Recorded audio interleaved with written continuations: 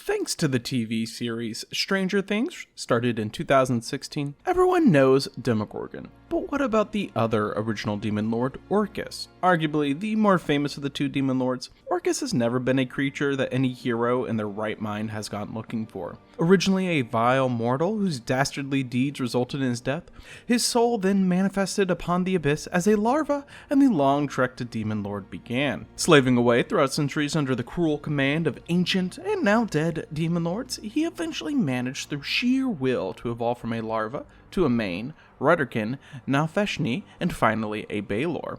Unhappy with just that, Orcus conquered the 113th layer, becoming the great demon lord we know today. Ruling from the abyss, Orcus lived, died, and was reborn as an undead god. Not bad for an overweight demon that was banished from Dungeons & Dragons in the 1980s. A being of immense power, not only is this creature virtually unstoppable, but he wields a wand bearing his name that can obliterate you with a touch. How has this magnificent Lord of Evil changed throughout the editions?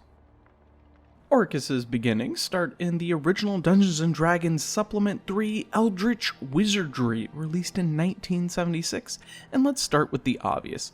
You don't screw with a demon lord.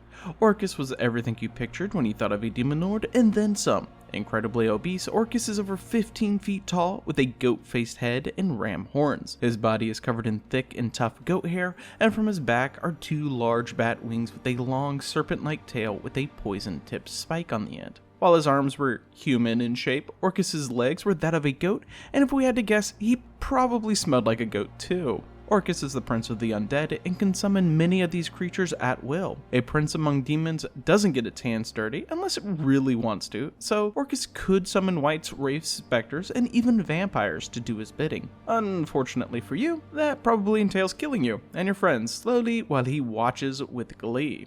If Orcus kills and decides he wants to torment you a bit more, he could mock you in death as he can cast Speak with the Dead, which is just adding insult to injury. If Undead wasn't enough, probably because you heard that he is the prince of the undead and brought along a cleric for good luck, he can also summon demons. While he only has an 80% chance of summoning a demon at the best of times, well, demons were no joke, and even that feels a bit too dangerous for us.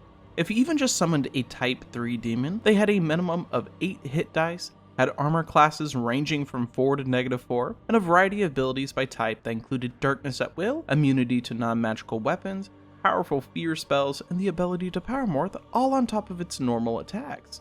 There is no mention of a maximum number of times per day Orcus may use this ability, leading us to believe you could be fighting several different demons for as long as Orcus desires, or until you killed Orcus, which is, well, now let's say you somehow manage to take out the demon lord's minions and get to fight the big guy himself. His natural defenses are incredibly formidable, as Orcus was highly resistant to magic and had an armor class of -6, which means you aren't hitting him unless you had a +3 or greater weapon. If you think those items are rare in the 5th edition, they were nearly impossible to find in the earliest editions. As you were trying to figure out how to draw blood from Orcus, he was probably using one, if not more, of his special abilities. Those abilities include a ton of spells like Feeble Mind, Polymorph, Lightning Bolt, Wall of Fire, Animate Dead, and far more. If you're still feeling confident by the end of your turn in a fight with him, well, you won't feel confident for much longer. Orcus wields a powerful obsidian wand with a skull on top, which is known as the Wand of Orcus. Unless you are a godling, a demon lord, or some other massively powerful creature, which you never were in this edition, you should just give up now while you still have your soul. A single touch from this instrument of destruction renders the creature dead at the very least, and annihilated into a small pile of ash at the worst. It had other powers in case you were worried, like allowing Orcus to heal himself, or even to move at double his normal speed. Who needs a sword when you have an artifact of insane power that you named after yourself? Now, Orcus, like other demon lords, did have one weakness. Its soul was kept in a small amulet that housed Orcus's soul to protect him from permanent death. Of course, this also makes them quite vulnerable. Sort of. First, one must find the amulet, which was incredibly hard since it was often hidden in plain sight, could look like anything, and was non-magical. Orcus was known sometimes to wear his around his neck, but it was not required as it was for the lesser princes. If you managed to possess the amulet, you had control over Orcus for a maximum of 24 hours, after which you lost all control over him, and you better be quick in destroying him. If you destroyed the amulet, it would banish Orcus, or the demon prince it belonged to the abyss for a whole year, which doesn't really seem like a long enough time for you to live out the short remainder of your life, for demons are rarely the forgiving type. Regardless of how you used the amulet, or if you destroyed it, Orcus would remember you and plot your demise. You could offer up an incredible bounty of riches and lavish Orcus with the flattery of the highest praise, and then, just maybe, Orcus may only kill you in 10 years or so. There's little mention of Orcus in this edition, but he does finally show up in the Immortal Rules box from 1986. Orcus gains a huge number of names in this edition, like the Goat, Master of the Dead, Lord of Darkness, or the Black Prince, even Masau, the legendary Guardian of Death. He is a 4th level Eternal, putting him a step below Demogorgon, although many consider him to be Demogorgon's equal. Along with Demogorgon, Orcus ruled the Sphere of Entropy. What is the Sphere of Entropy, and what is a 4th level Eternal, you ask? 4 spheres govern almost all of existence, those spheres being matter, energy, time, and thought. The 5th sphere is called Entropy, and it serves as a balance for the other spheres. Entropy in the real world is the absence of order or predictability, leading to the gradual decline of everything into disorder. For our purposes, the sphere of entropy is the name for any changes leading to reducing the essence of other spheres. Basically, everything eventually ends, and the whole process is the domain of the sphere of entropy. Our demon-filled sphere takes what the 4 spheres give or create, breaks it down, and destroys it. No wonder it's filled with demons. A 4th level Eternal is just one of the rankings in this book, and helps the reader understand who is more powerful between creatures. For this example, Orcus is only a 4th level Eternal, whereas Demogorgon is a High Eternal or 5th level Eternal. There are other classifications, like Imperial, Hierarchs, and more, but just know that there are only 6 levels above Demogorgon and 7 above Orcus, until you hit the max level in this rule set. Orcus remains the same in appearance, although looking at the picture in the text, we think he might have lost a little weight and his wings. He stands 15 feet tall, remains a chunky goat-like humanoid with 2 curled rammed horns, human arms, and goat legs. While it no longer has giant bat wings on its back, the stat block gives it fly speed, so now maybe he soars through the air like Superman. His tail is much deadlier, as those who are stung by it and fail a saving throw lose 1 hit die forever, and with that, every power, ability, hit points, and so on that comes with it. Orcus then gains that power if he is down any points. Orcus continues to reign over all undead mortals and even has a few immortals who follow him. Since he's a demon, he gains a long list of abilities, which doesn't change from the previous edition and are about what you might expect. Resistance to magic, speak any language, regeneration, moving between the different planes, and more. Also, Orcus has the standard abilities and immunities of other demons, but he's also immune to poison, paralysis, turn to stone, and fear. Orcus can even polymorph into pretty much anything, like a goat. You'll still need +3 or better weapons to even scratch him, but you'll probably have them by now if you're also an immortal and your DMs decided to have you fight this horrible creature. Finally, Orcus can choose to summon demons, undead, more undead, and maybe a few of his immortal followers. If you're brave, or stupid enough to search out the Lord of Darkness, be prepared for a long and arduous fight. Orcus appears in the 1st edition Monster Manual, released in 1977, and his title is now Demon Lord and Prince of the Undead. He is shown the proper respect, recognized as the most powerful of all the demon lords in existence, and your face Demogorgon. While there are very few changes, we are given a bit more detail, which is worth reviewing. Orcus is so powerful that the text talks about how he can lazily slap people around and still kill them in a blow or two. Or if someone, probably you, has annoyed him enough, he can begin trying and just obliterate you with punches, and can even use weapons if he gets bored with punching the wizard's head off. Once he decides he wants to relax, he can just use his tail to inject you with poison, and unless you make your saving throw with a hefty penalty tacked onto it, you just die. Poison in 1st edition, for monsters, was a save or insta-death affair, so Orcus isn't unique in his incredibly potent poison. To put some perspective on it, if a fighter is hit by the poison, they just need to roll a 7 or higher on a d20, clerics require 6 or higher, while magic users and thieves need a 12 or higher, or they get to make a new character. If you still feel pretty confident that you'll survive messing with Orcus, probably because you're a fighter and have hundreds of soldiers under your command, well, Orcus doesn't care too much about your horde of level 0 soldiers, as he can summon undead minions like skeletons, zombies, shadows, and vampires. To top it all off, he can still bring in demons to help kill off everyone in case the undead decide to take the day off. The Wand of Orcus is shown off in the Dungeon Master's Guide, released in 1979, where it is described as the ghastly weapon of Orcus. It allows him to travel the planes, and so long as it is in his hands, he can boot people with it and immediately annihilate them, unless they are gods, demon lords, or other suitably powerful beings. In Module H4, The Throne of Bloodstone, released in 1988, Orcus is the focal point in the series' culmination, though his priests and temples have been a focus through the previous 3 modules in the series. This specific module is recommended for characters levels 18 to 100. Yes, level 100. You pretty much ascended to godhood at that point, and it's a good thing too, since you'll be traveling to the Abyss, fighting hordes of demons, and taking on Orcus himself. Your primary goal is to steal his wand and return with it to the 7 heavens of Mount Celestia. First, you must find a portal in the citadel of a creature known as the Witch King, then travel to the Abyss, find your way to Orcus's castle on the 333rd level, and then you can finally meet up with Orcus. Along the way, you may run into just about any demon lord you can think of, from Jubilex to Gratz to Lulth. You can even meet up with Demogorgon, who might help you with your quests since he's been locked in a war with the goat for over 100 years. You'll find out that Orcus has captured Baphomet, has a Teresk for a neighbor, and lives in a stupidly big fortress made of bones. Orcus's stat block is adjusted in its fortress, and let's just say it's not to the player's benefit.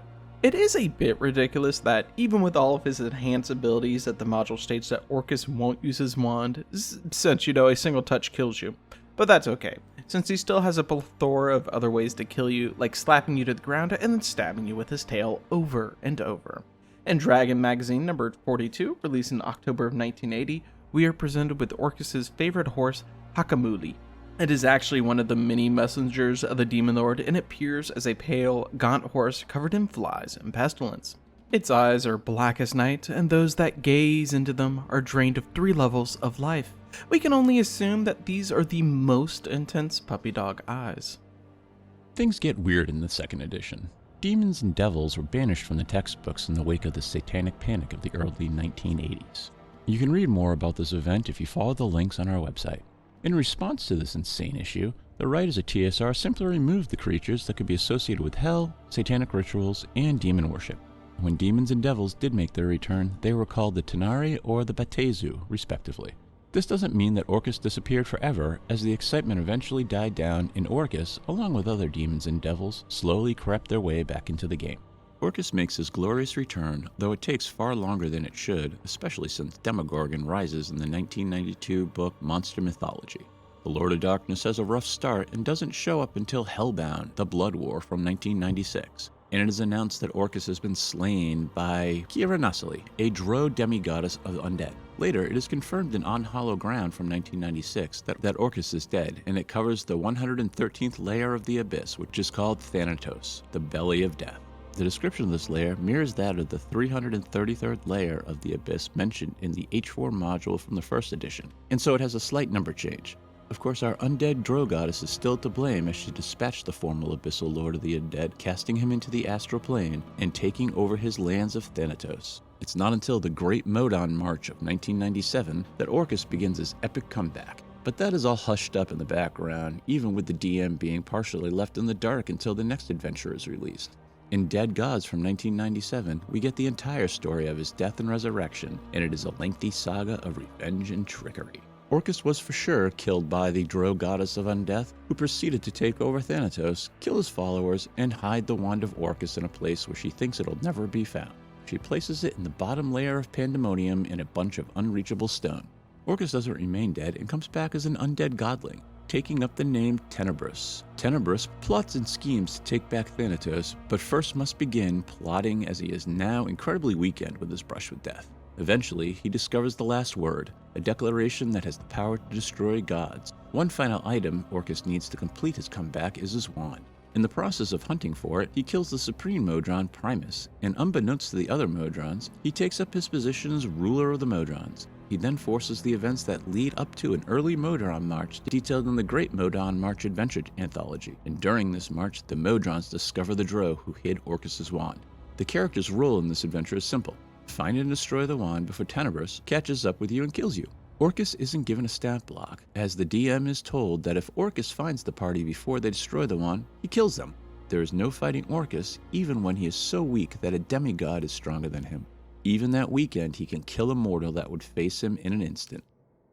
Orcus first appears in the 3rd edition with the Manual of the Plains, released in 2001, and the return of Orcus, or should we say Tenebrous, is expanded upon a little further.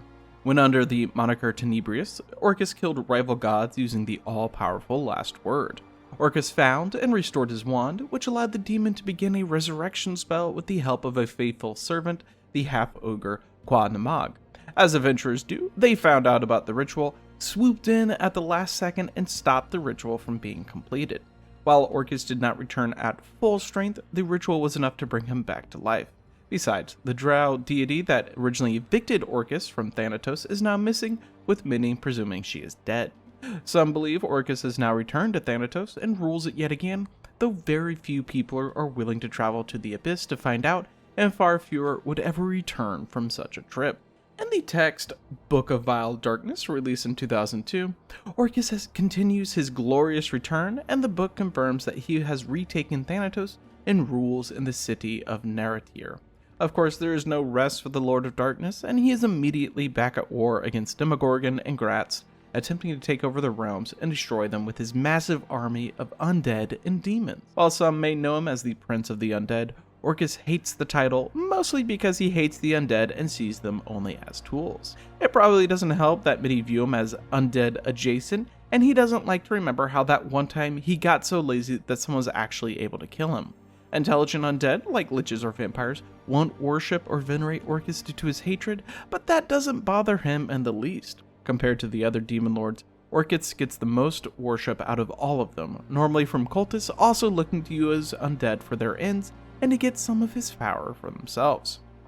Sometimes Orcus will relinquish his wand, referred to as a rod, to the world, allowing his cultists to wreak havoc across the world. After a year or two of this, the wand probably switching hands several times, Orcus will call back it, and probably the soul of whoever was holding it last, so they have something to play with in the Abyss. Of course, if you do get this wand, it is quite powerful, so we can understand why some people might look at it and think that was their key to ultimate power, and not a way to get Orcus interested in your soul. The Wand of Orcus acts as a powerful mace when wielded in battle. When it touches mortals or weak creatures in the outer planes, then it has the chance to immediately kill them.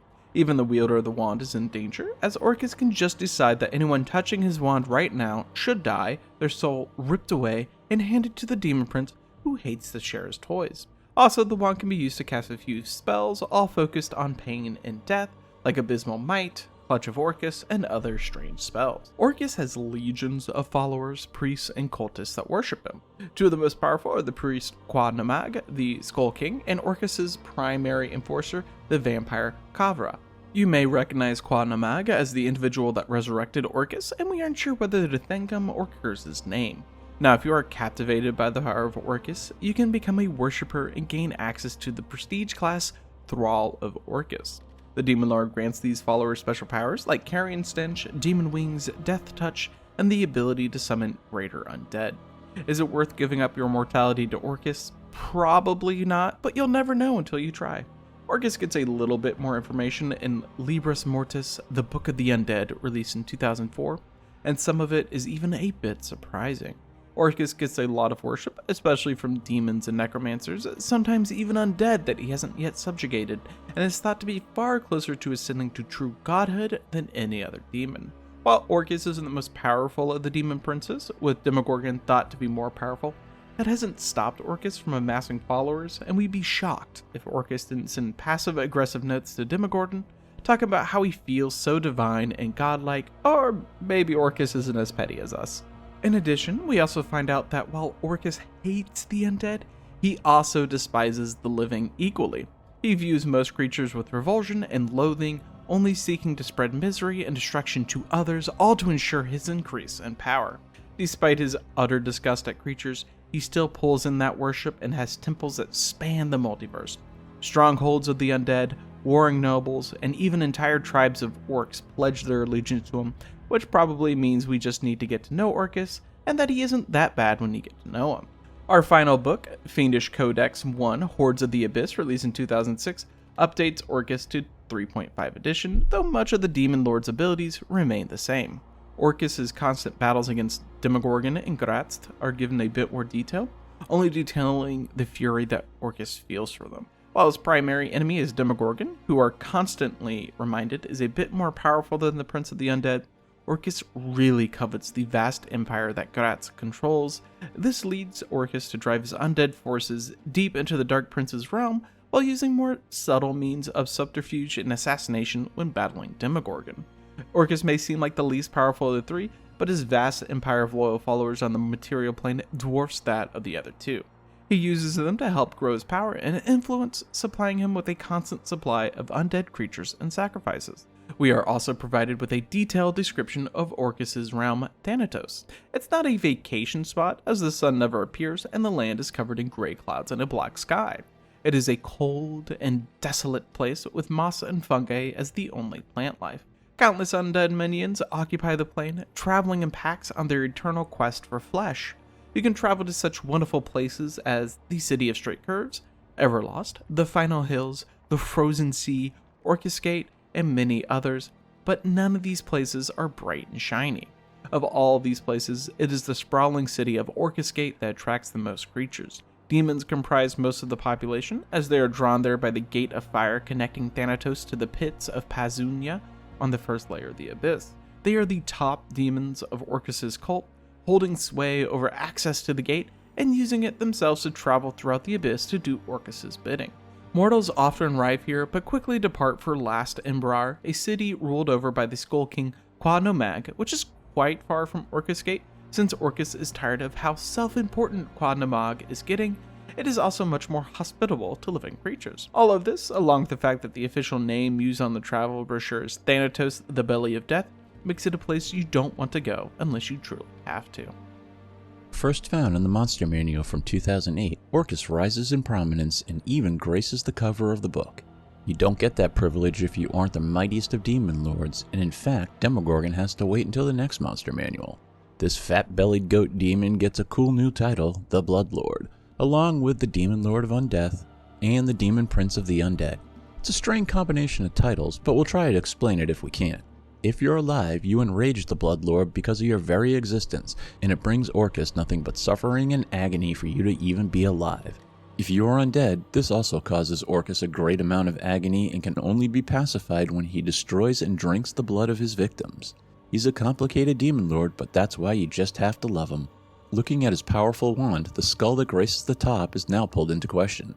There are two stories behind the possible victim whose skull adorns the top of the obsidian shaft. The first being that the skull belongs to a dead god of virtue and chivalry.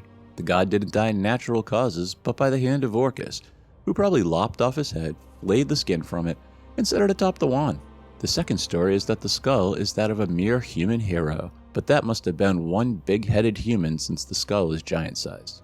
No matter what the truth is, the Bloodlord took the good power from the skull and twisted it into an evil that can kill any creature it touches. In addition to the information on Orcus, we also get to look at his minions and servants. The aspect of Orcus allows our demon lord to summon a minor version of himself and to send his followers to help in their endeavors. As for servants, Orcus has several mortal followers that are willing to serve him, like the Death Priest Hierophant, Death Priest of Orcus, and the Crimson Acolyte.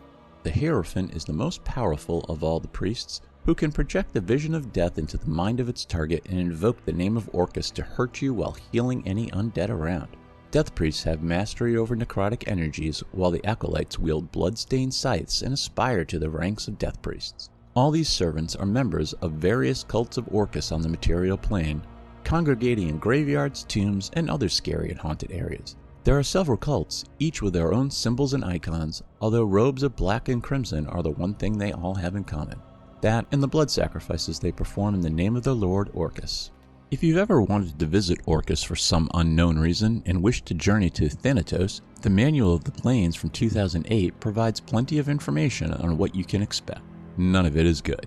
Ash-gray clouds, blackened skies, hordes of undead thralls, and lots of demons are the hallmarks of these lands, and little changes from what is revealed in the previous edition. Though Orcus has abandoned his Orcus Gate city for a more remote location called Oblivion's End, where his fortress, Everlost, towers over a large desert of powdered bones. This land's rather inhospitable, and much to our surprise, and unless you're hoping to curry Orcus's favor, there isn't here much beyond Orcus and his elite soldiers. Our Demon Lord's obsession with the destruction of Demogorgon and Grezit is reduced to a dull simmer as Orcus has now set his sights on bigger targets like the destruction of the Raven Queen and her control over death. This hatred comes to the forefront in almost all of the adventures in this edition. The adventure series is broken into 9 modules, starting with the characters at level 1 and eventually culminating to the 30th level. Throughout the adventures, the party is facing off against the forces of evil, which often, but not always, involve the cult of Orcus, who are trying to help him ascend to godhood and kill the Raven Queen. This series involves the heroes jumping across the multiverse, traveling into the Abyss, the Shadowfell, and the Feywild, fighting dragons, undead, and more. The main focus of the later adventures in the E-series modules, which contain E1, Death Reach from 2009, E2, Kingdom of the Ghouls from 2009, and E3, Prince of Undeath from 2009, has the party attempting to foil Orcus's plans. They must first break the siege against Latherna, fighting against Orcus's elite demons. Eventually, they attract the wrath of Orcus and must deal with his powerful exarch, Dorsane the Ghoul King. After that, they must continue messing with Orcus's plans before they finally stop him from destroying the Raven Queen and stealing her godhood. In the book The Shadowfell, Gloomwrought and Beyond from 2008, Orcus's relationship with the Raven Queen is further defined, and it is revealed that Orcus is constantly trying to send spies and secret cultists to the Raven Queen's realm to undermine her. Orcus controls huge swaths of the Shadowfell, and the Shadarkai are a constant enemy as they are loyal to the Raven Queen and see anyone who worships the Demon Prince as only worthy of death. To help his plans move forward, Orcus offers large rewards to anyone who can kill the Shadarkai and the Raven Knights, and even greater rewards to those who bring them back alive so that Orcus can torture them. Orcus is first mentioned in the Monster Manual, released in 2014, but no stat block is provided, and we only get a few paragraphs, much like all the other Demon Lords. Described as the Blood Lord and the Demon Prince of Undeath, his hatred of undead creatures seems to have lessened considerably, as only living creatures not bound or controlled by him are anathema to his existence. It's nice that he's finally gotten over hating everything and now just hates most things. Sadly, little else is revealed about him beyond ghouls and wights seem to like him. The next strip of information comes in the Dungeon Master's Guide, released in 2014, which shows off his home in the Abyss, Thanatos. Still described as a horrible place, much of what is written is from 4th edition and is covered in tombs, mausoleums, and more across its landscapes. And that Orcus's lair is still in Everlost in the wasteland known as Oblivion's End.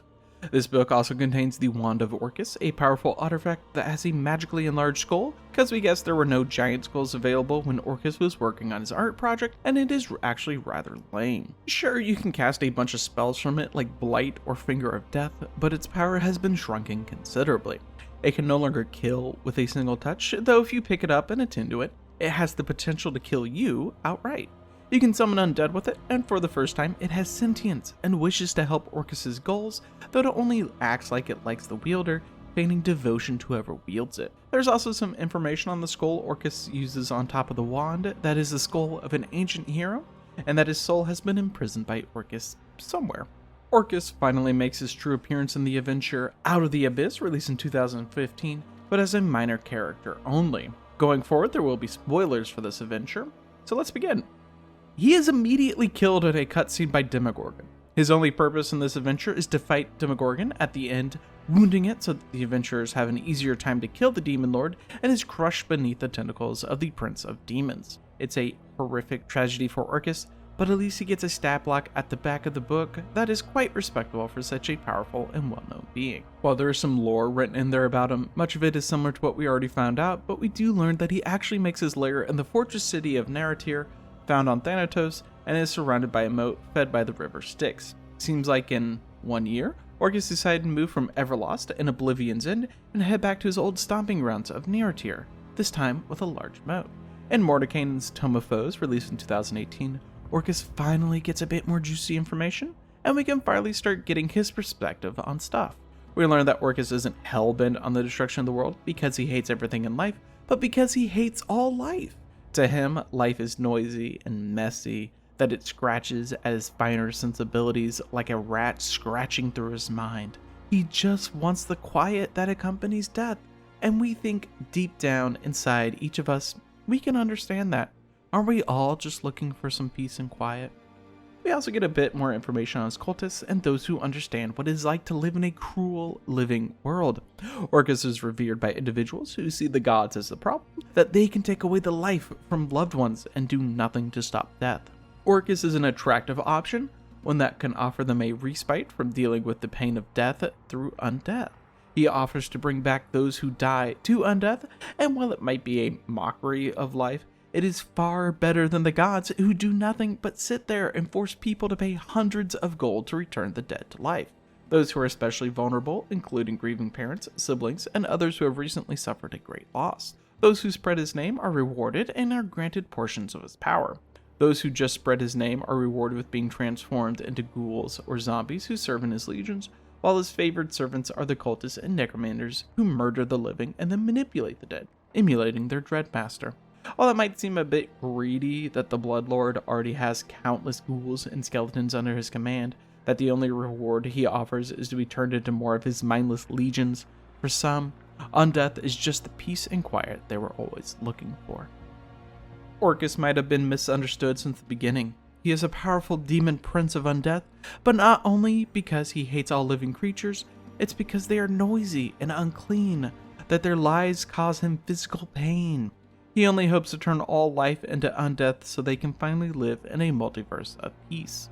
The destruction of suns and stars, the destruction of light and the darkness, all these things will eventually end, and then, and only then, will Orcus finally have the rest he so rightfully deserves.